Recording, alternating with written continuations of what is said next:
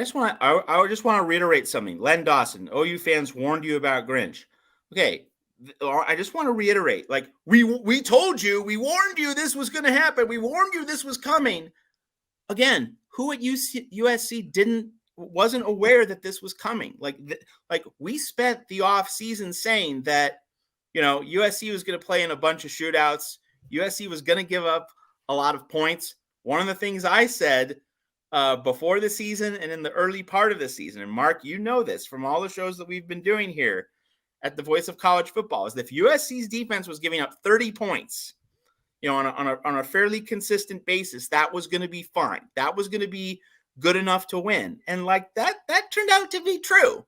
All right. The Utah games, the Utah Pac-12 championship game, 47-24. Okay. But USC was headed toward scoring 38, 40 points before Caleb Williams got hurt. USC up 17-3 early.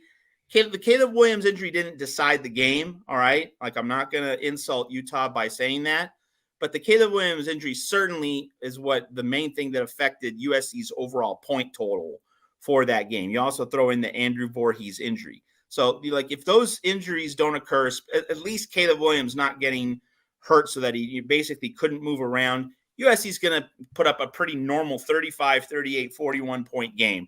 Probably wouldn't have won, given how bad the defense was that night. But still, the USC point output would have been in the mid-30s, one would think, at the very, very least. And so the other two USC losses this year, 43-42 to Utah, 46-45 to Tulane. You give up 30 points, you're fine. So like that thesis, that line of thought, that if USC is giving up 30 points steadily, across the board, not 50 one week and 10 the other, but pretty steadily in the neighborhood, in the zip code of 30 points, that the team's going to be fine. I said that's going to be good. And I wasn't expecting USC to consistently make that standard. I did think that Caleb Williams was going to be so great that he would usually outpace the flaws of Alex Grinch's defense. But so that's not ignorance of Alex Grinch. That's not ignorance of what Alex Grinch was going to bring to the table this season. So when you say, Oklahoma fans, we told you, yeah, I knew. I was expecting this. I was expecting this kind of a season.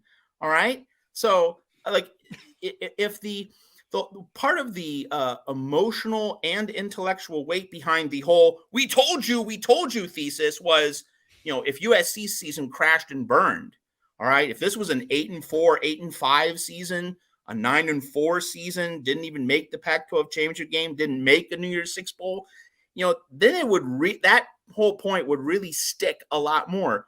But, and this is where we go back to the big picture. As awful as that Cotton Bowl implosion was, as awful as the Pac-12 title game was, big picture, before the season, people were not expecting USC to win 11 games, period. No one can rewrite that part of history.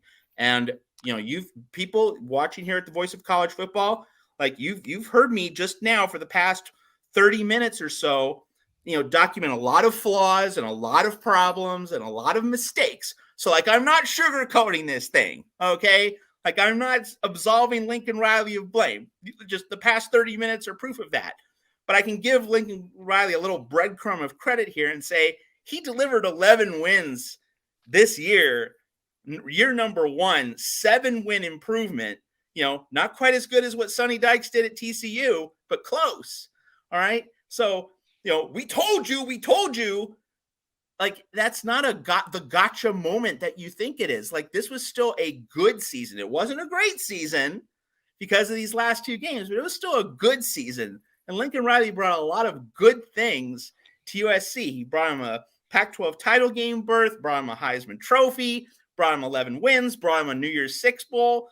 And these things were generally viewed as being outside of what USC was going to be able to achieve going into the season. Most people thought this was an Alamo Bowl team. Most people thought this was a Holiday Bowl team. But no. So we told you, okay, you didn't tell us that USC was going to win 11 games. You didn't tell us that USC was going to win the Heisman Trophy. All right. Like, so Lincoln Riley, he has these flaws. and they carried over from Oklahoma, as we all thought that they very well might. Okay, but he also has a lot of these good qualities, and so when we look at the value that Lincoln Riley's brought to USC, not everything. Lincoln Riley definitely has his flaws. We're confronting them head on out in the open here at the Voice of College Football and at Trojans Wire. But there were also a lot of really, really good things at USC in year one, and we shouldn't let that go unmentioned.